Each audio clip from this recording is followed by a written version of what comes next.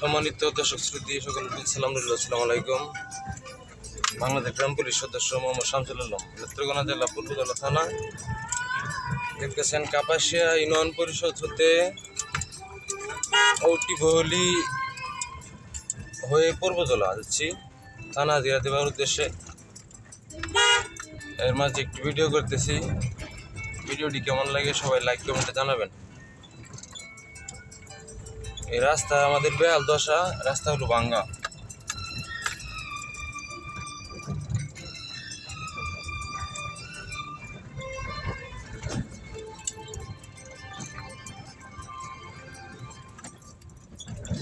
আপনারা যেই বিলটা দেখতে পারতেছেন এটা হচ্ছে হাত ধোয়া বিল।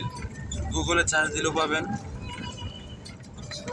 ধন্যবাদ, সবাই ভালো থাকবেন। সারা পৃথিবীর মানুষ সুখী হোক, শান্তিতে থাকুক, এই কামনাই করছি।